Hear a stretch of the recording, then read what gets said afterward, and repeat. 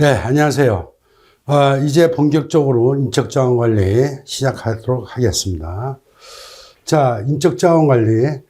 우리가 경영에서 제일 중요한 건 사람에 대한 자원을 어떻게 관리하느냐.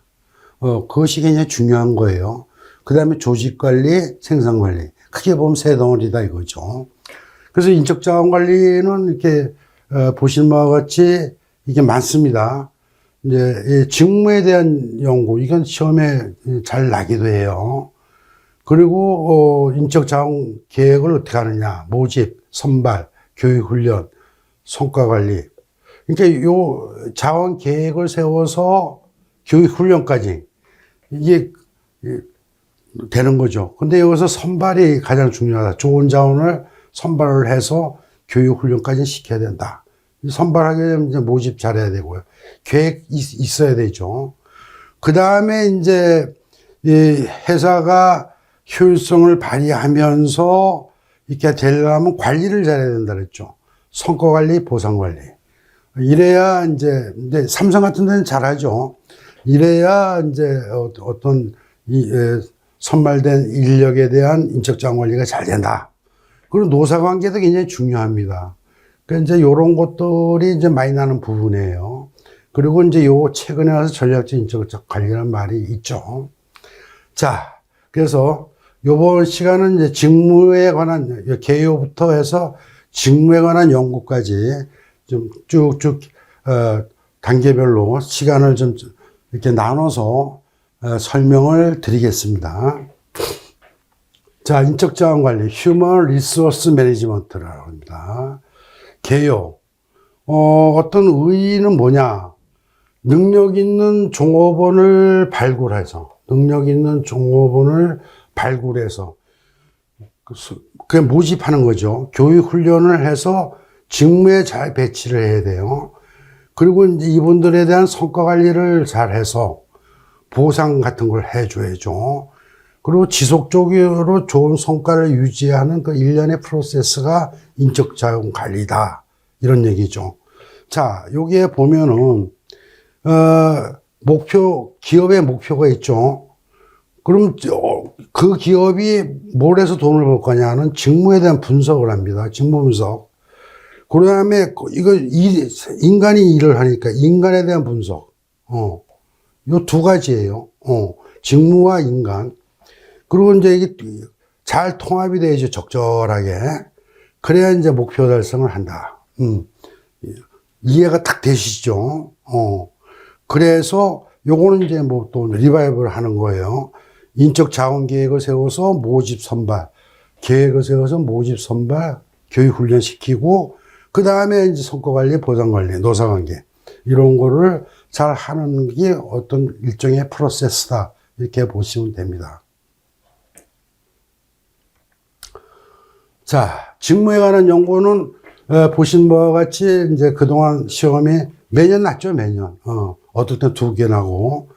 그래서 이 직무에 대해서 잘 알아야 돼요. 직무 분석이란 적재적소의 배치. 적합한 인원을 적재적소에 배치해. 이런 걸 하기 위한 정보를 얻는 절차. 이것을 직무 분석이라고 해요. 그러니까 이 절차를 좀 알아두세요. 순서, 이렇게. 첫 번째, 직무 분석 목적을 이제 해서 어디다가 이제 활용할 것인가. 정보 수집이라 했죠. 정보를 얻기 위한 거. 정보 수집, 배경 정보, 그 조직도 업무 흐름도, 직무 정보. 그 다음에 직무 정보 검토를 해서 이제 요까지 오는 거예요. 정보를 이렇게 해서. 목적서부터 이제 정보 수집해서 직무 기술서와 직무 명세서. 이것이 이제 뒤에 나오겠지만, 시험이 많이 나는 부분이죠. 일정의 양식에 따라서 직무 기술서. 요건 그러니까 업무와 직무 명세서. 사람. 이렇게 구분하시면 되고요. 이런 게 다 되면은 이제 평가는 항상 따르는 거예요. 맨 마지막에. 평가는 맨 마지막에 한다. 그래서 필요할 땐 피드백도 하고 그러는 거죠. 자, 이런 직무 분석하는 방법. 직무 분석이란 정보를 취득한다 그랬죠. 정보를 얻기 위한 거다. 그래서 이제 적기적소에 넣으려면은 이제 면접법, 질문법, 관찰법, 종업원 기록법, 경험법, 결합법. 요런 것들이 있다 이거죠. 대표적인 것들이. 이제 정보를 얻기 위해서 면접을 한다든가 또는 질문 질의를 배포해서 이렇게 한다든가 이런 건 자세한 건 또 읽어보세요. 그 다음에 관찰. 직무 분석자가 이렇게 관찰하는 거야. 종업원을 관찰해서 어떤 정보를 얻는 거예요. 종업원이 스스로 기록하는 거. 경험법. 종업원이 체험해보고 이제 정보를 얻는 방법을 경험법이라 그래요. 그 다음에 결합법. 이제 이런 여러 가지를 결합해서 할 수 있는 거. 그래서 시험에 어떻게 나냐면요. 요건 뭐 순서 날 수도 있고요. 그 다음에 이제 요거에 이제 직무 분석 방법이 아닌 것은 이렇게 나는 거예요. 그럼 면접, 질문, 관찰, 종업원 뭐 쭉 나죠. 결합법까지. 이게 아닌 게 이제 행동기법이나 투자기법 이런 것들이 아닌 거예요. 그냥 탁 잡아내면 되는 거예요. 아시겠죠? 예, 그렇게 어렵지는 않습니다. 다만 요런 게 있구나 이렇게 알고 시험 푸는 게 좋겠죠. 그 다음에 직무 분석 기법. 이건 기법이에요. 요거는 기법. 요거는 방법. 정보를 어떻게 취득하느냐 하는 방법이고, 기법은 기능적 직무 분석. 그 다음에 직위 분석. 관리적, 뭐, 중요한 건 아니에요. 과업, 복록. 뭐, 요런 것들이 있더라. 요렇게 해서 기법을 어쪽에다가 중점을 둬서 이제 할 거냐, 직무 분석을. 이제 그런 내용이죠. 그 직무 분석을 이제 하면은 이제 종합이 되는 게 이제 결과가 나오는데, 크게 얘기하면은 직무 기술서와 요건 일중심, 직무가 짭이죠. 그 일중심. 요거는 직무 명세서. 이 명세에 들어가면 사람 중심이에요, 여러분. 요걸 구분 잘 해야 돼요. 기술서와 명세서.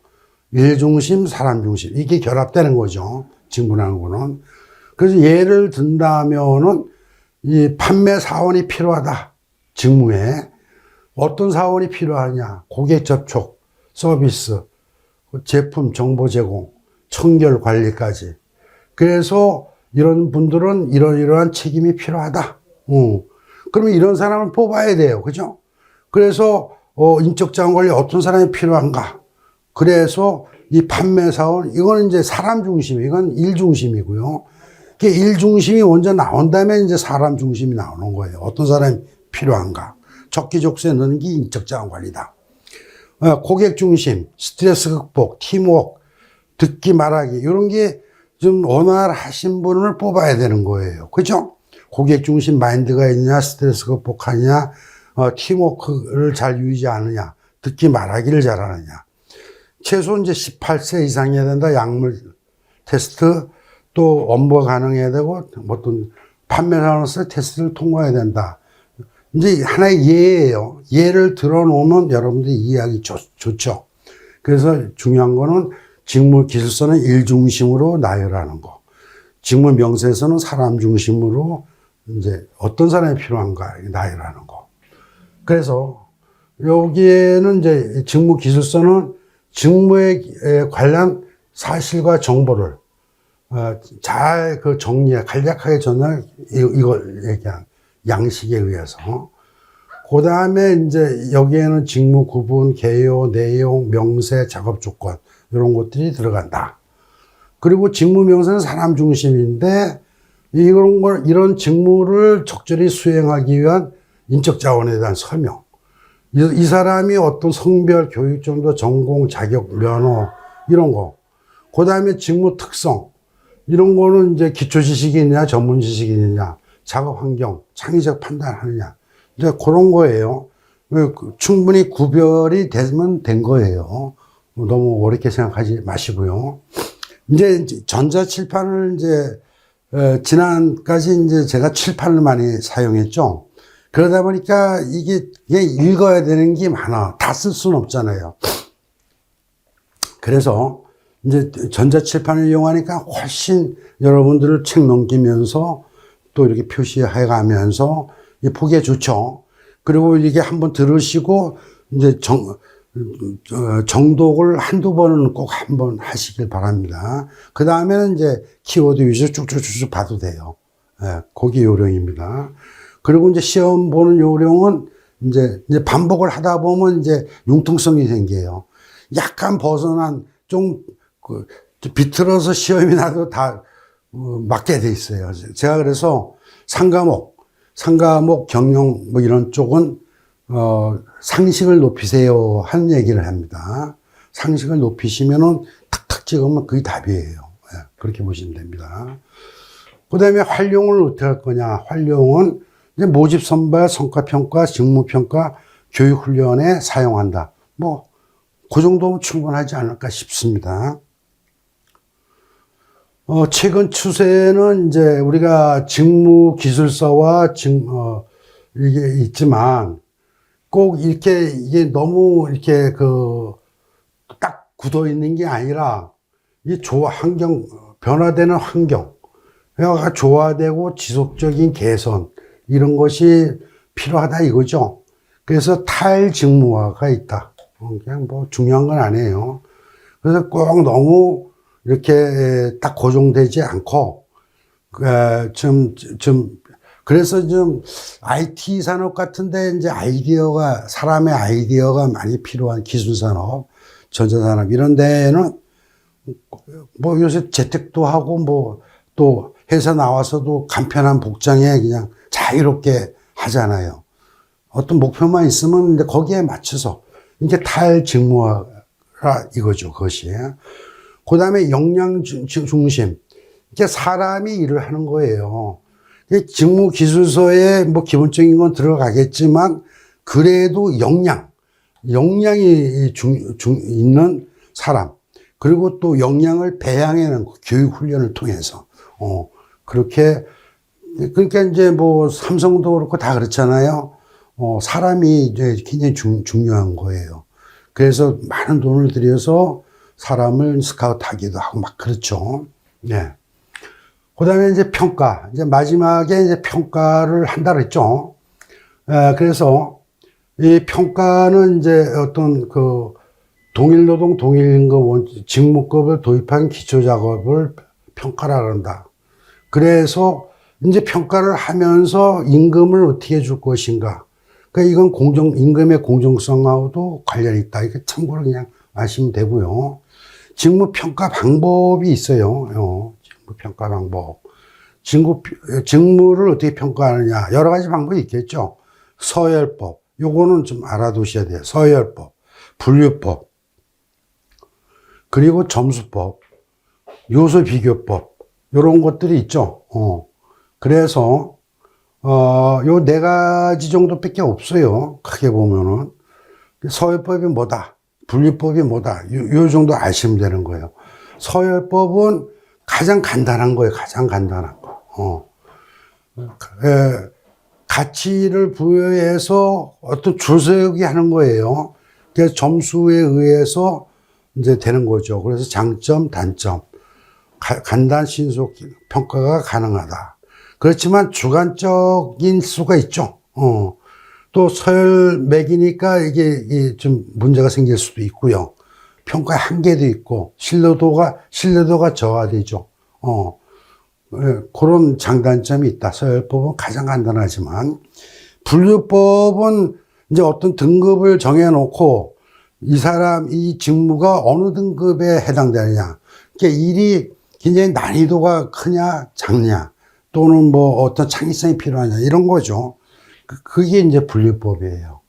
그래서, 이 분류법이라는 거는 이제 장점은 이제, 등급의 분류만, 주어진 등급에, 평가할 때 주어진 등급, 어느 등급이냐. 하기 때문에 간단하고 용이하죠. 그렇지만 단점은 어떤 등급의 해석상 논란, 그 다음에 주관적 개입. 항상 이게 인적자원 관리는요, 오류라는 게 있어요. 주관적이. 누가 평가하느냐에 따라 달라지지 않습니까? 근데 그런 게 있다. 그래서 점수법을 도입을 해서 이렇게 세분화 시키는 거예요. 예. 업무 기술 50점 주자. 제일 중요하니까. 노력, 책임, 작업 조건. 점수를 이렇게 100점 만점으로 해서, 여기에 또 소분류로 해서 업무 기술은 지식, 교육, 정신 능력이 있느냐. 노력은 육체적 능력, 정신. 꼭 이렇게 나누는 건 아니라 이렇게 작업 조건, 작업 분위기. 그래서 이제 요 직무 분류하는 거 있잖아요. A 직무, B 직무, C 직무, 뭐 이게 나오겠죠. 그래서 점수를 이렇게 해서 하면 돼요. 장단점을 보면은 이제 구체적인 정보가 되고 주관을 최소화할 수 있죠. 주관에 오류가 있었는데 주관적인 걸 그렇게 합리성이나 공정성을 확보할 수가 있다. 단점은 이제 이 A, B 중에 가중치 설정에 문제가 있고 시간과 비용은 앞에 거에 비해서 좀 많이 든다. 그래서 이제 최근에 이제 요소 비교법이 가장 뭐 좋다 나쁘다는 것보다는 조금 앞에 건 간단하지만 이게 직무 A, B, C 등급별이죠. 이건 임금이 차별화되어 있는 거예요. 이렇게 8천만 원, 6천 연봉으로. 그럴 때 숙련, 노력, 책임, 직무 조건. 그래서 이 평가, 요소 비교법이라 평가 요소를 이렇게 넣어서 이거 각 등급별로 비교를 하는 거예요.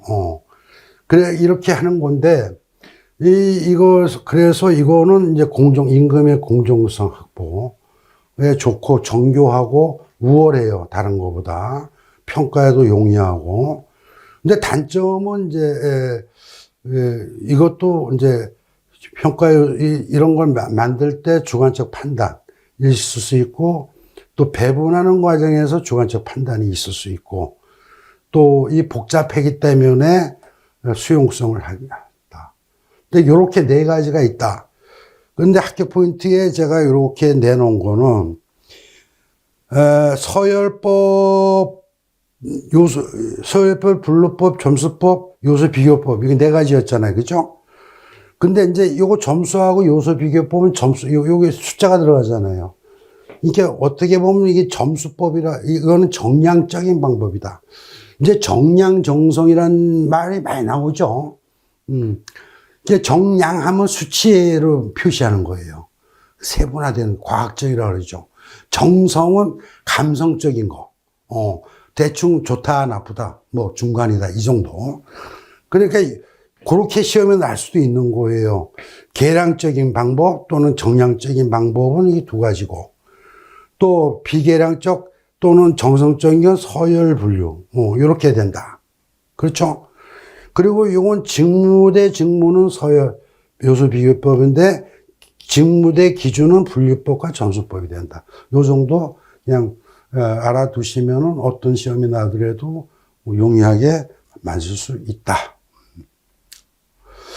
그 다음에 직무 설계라는 게 있어요. 직무 설계라는 것은 이제 구체화 시키는 거죠. 어떠한 과업이 현행 직무에 요구되는지 판단하는 과정이다. 이렇게 돼 있어요. 그래서, 이거 직무를 효과적으로 설계하는 것은 이제 분석을 통해서 철저히 이해하고 해야 된다. 직무 설계 방법은 효율성을 위한 직무 설계, 동기부여, 안전과 건강, 이런 게 키워드다 이거죠. 효율성, 직무 설계에 중점되는 거. 동기부여를 고려한, 동기부여가 가장 중요해, 사람한테. 그 다음에 안전과 건강. 안전보건이지, 안전보건. 여러분, 산업안전보건 지도사잖아요. 그 다음에 직무의 정신적 요구를 충족시켜주느냐. 요거는 우리가 호선의 연구, 네 가지 연구에서, 그런 기법이 다 적용된 직무 설계를 해야 된다. 이거죠. 그리고 이제 직무 설계를 이제 효율적으로 하기 위해서는 이제 전문화 이런 게 필요하다는 거고요. 그 다음에 이제 동기부여, 이런 게 이제 가끔 날 수도 있어요. 동기부여. 동기부여가 설계할 때 중요하다 이거죠. 그래서 이런 설계를 이제 직무순환, 직무 확대, 이런 게 있어요. 요거 시험이 가끔 나요. 직무 충실화, 직무 특성 이론에 근거한 거. 그 다음에 유연 근무제, 유연 시간 근무제, 직무 공유, 재택근무, 요런 것들, 그 다음에 자율적 관리, 압축 근무, 요런 게 직무 설계에 들어가는 거예요. 직무 설계인데, 동기부여를 고려한 직무 설계다. 이 얘기죠. 그래서 요거는 각자를 이제 이게 구분을 해서, 개념 정립이 돼야 된다. 직무 순환은 뭐예요? 바꿔주는 거예요, 주기적으로. 교대해 주는 거. 이 공무원들이 직무 순환 많이 하잖아요. 근데 공무원들은 이제 부패가 있고 뭐 또 이렇게 루틴하게 될까봐 순환을 시켜줘요. 그러니까 가장 기본적인 거는 직무 순환이 있다. 그러니까 이걸 어떻게 할 거냐는 이제 어떤 걸 순환 제도로 할 거냐 말 거냐 이제 그런 거예요. 이제 읽어보시기 바라고. 직무 확대는 직무를 수평적으로 확대한다. 이 얘기는 뭐냐면은 어떤 사람이 직무를 이제 4개를 맡고 있어. 근데 확대를 통해서 2개를 더 줘. 그러면 그 사람이 동기부여가 됩니까? 안 됩니까? 되죠. 됩니다. 이 순환하면서도 일부 동기부여가 되고 어떤 사람은 싫다 그래. 근데 저는 좋아했어요. 옛날에. 이 지루함을 줄여줘. 그리고 다양하게 해주고. 그처럼 전 직무순환, 어떤 사람들은, 20년 동안 같은 일, 그거 지루하지도 않나? 저는 지루한 걸 못 참아요. 그 새로운 일 주면 더 좋고, 그런 면에서 이제 직무 확대도 좋아요. 일 더 해. 저는 일 참 잘했어요. 젊었을 때. 일 잘한다고 주변에 소문이 났어. 저는 딱 어느 직무를 맡으면은, 그 한 10년째 문서를 다 꺼내서 다 봅니다. 다 알아. 어떻게 가는 거. 그러니까 일도 빠르고요. 정확하게 판단할 수 있고, 또 누가 좀 일을 더 줘도 좋고, 또 다른 데 가면 또 새로운 맛으로 또 하고, 그렇게 저는 동기부여 굉장히 좋아하는데요. 여러분들도 이제 동기부여가 돼야 이제 지도사 시험 보는 날면 1차, 2차, 3차. 따분하죠. 또 1년에 한 번 떨어지면 또 1년 기다렸다가, 여러분 스스로 동기부여를 시키면서 공부를 하시길 바랍니다. 그렇죠. 그렇게 하시는 게 좋아요. 직무순환이 있고 직무 확대가 있다. 동기부여의 방법에는. 그리고 또 이게 중요한 건 직무 충실화예요. 직무 충실은 수직적 확장. 아까 요 위에 보면 이거 수평적 확장이죠. 직무 확대는 수평이고, 요거 구분하셔야 돼요. 직무 충실화는 수직적 확장이다. 수직적 확장. 요거는 위에 사람 일거리를 더 주는 거야. 밑에 사람 일거리는 그냥 부담만 되는 거고, 위에 사람, 그러면 내가 승진할 수 있다 하는 기대감을 갖죠. 동기부여가 된다 이거예요. 그래서 이거와 책임감을 증가시키죠.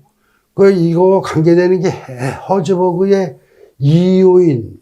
우리가 이제 이 과목에서 허즈버그의 동기부여 이론 했잖아요. 그렇죠? 거기에 이요인. 어떤 그 동기부여와 유생요인. 그죠? 유생요인 저차원, 동기부여는 고차원. 그거와 관련되는 게, 가장 관련되는 게 직무 충실하다. 거꾸로 이렇게 나기도 해요, 시험이. 허즈버그의 이론, 가장 부합되는 동기부여 직무 설계는 뭐냐? 그럼 직무 충실하다. 딱 잡아내야 되는 거예요. 자, 그래서 확실한 직무 설계 개념 구분은 3가지가 가장 중요하다. 직무 순환, 직무 확대, 이건 수평이고, 직무 충실한 수직적 확장이다. 동기부여 시키는 거예요.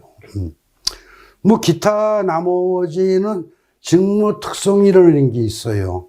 그래서 직무를 충실하는 구체적 방안, 직무 특성에 따라서 과업을 결합하라, 단위별로 구성하라, 흐름에 대해서 흐름으로. 고객 관계를 수립하라, 권한을 위임하라, 피드백 경로를 공개하라. 뭐 이런 게 있구나. 그 정도. 유연시간 근무제라는 것도 동기부여를 시킨다. 그러니까 직원이 출퇴근 시간을 이제 선택하는 거야. 그 유연시간제, 재량권을 주는 거야. 이렇게 해보니까 결근도 줄이고 생산성도 높이고 뭐 게으름, 직무 만족도를 높이더라. 이 얘기예요. 유연시간제. 이런 게 있고.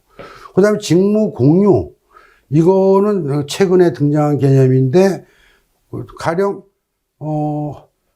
나누는 거예요. 직무를 몇 사람이. 그러니까 어떤 사람은 오전반, 어떤 사람은 오후반, 뭐 이런 식으로 해서 직무 교대를 할 수가 있어. 둘이 교대. 그래서 이제 이 직무 공유가 돼야 되겠죠. 예.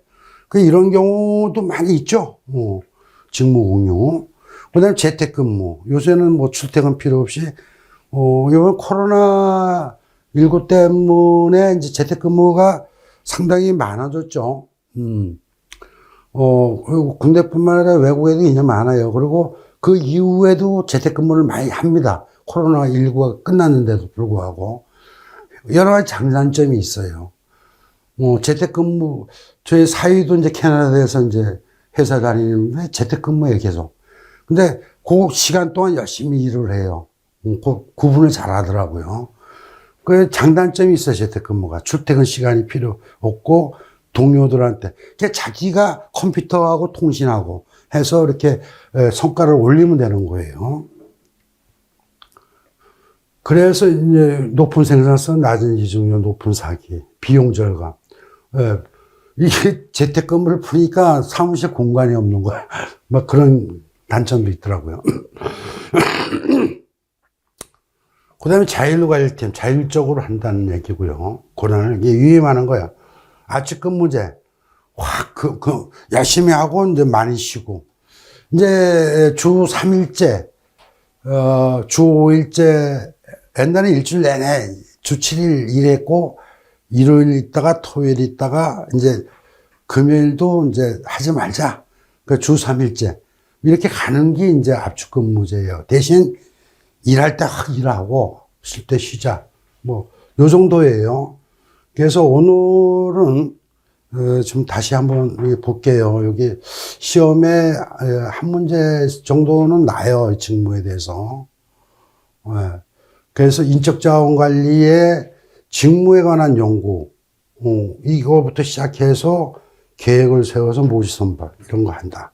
그 관리가 있다. 이렇게 자꾸 반복해 주는 게 좋습니다. 그래서 탁탁 들어와. 아, 이게 어느 위치에 뭐 관리 얘기하는가. 그래서 인적자원관리라는 거는 능력 있는 종업원을 적기적소에 배치하는 거. 그리고 직무와 인간에 대한 분석을 통합하는 거다. 이렇게 보시면 되는 거고요.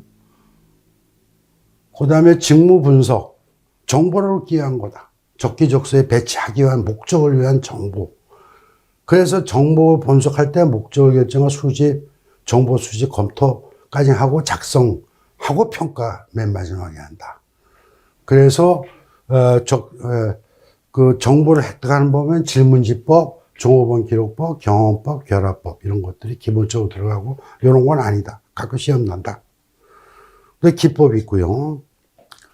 그 다음에 이제 중요한 게 직무 기술서가 뭐냐, 직무 명세서가 뭐냐, 일 중심, 사람 중심, 얘가 통합을 해주는 게 기업의 성과를 위해서 굉장히 중요하다.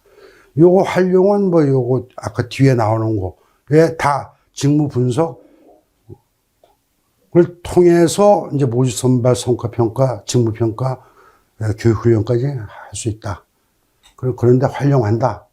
뭐 이거고 이제 직무 평가 방법은 4가지가 있다. 서열법, 분류법, 그 다음에 점수법, 요소 비교법. 이거는 정량적인 방법, 앞에는 정성적인 방법이다. 이런 거죠. 그리고 직무 설계는 구체화시키는 거죠. 그래서 이거 방법은 효율성, 동기부여, 안정, 복원, 정신적 요구 충족. 그래서 동기부여 하는데 직무 순환, 직무 확대. 직무 확대는 수평적. 이건 바꿔주는 거. 주기적으로. 충실하는 수직적 확장. 이런 거다. 그 다음에 이제 기타 직무 특성 이론, 유연 시간 근무제, 뭐 재택근무, 직무 공유제, 자율적 관리팀, 아주 근무 이런 것들이 있다. 그렇게 어렵지 않죠. 반복을 하세요. 반복을 하고 여러 걸 만들어 놓으시면은 그 다음에 키워드, 개념과 키워드만 갖고 가시면은 시험 볼 때 융통성 발휘하면서 딱딱 찍을 수가 있다. 예, 사랑합니다, 여러분.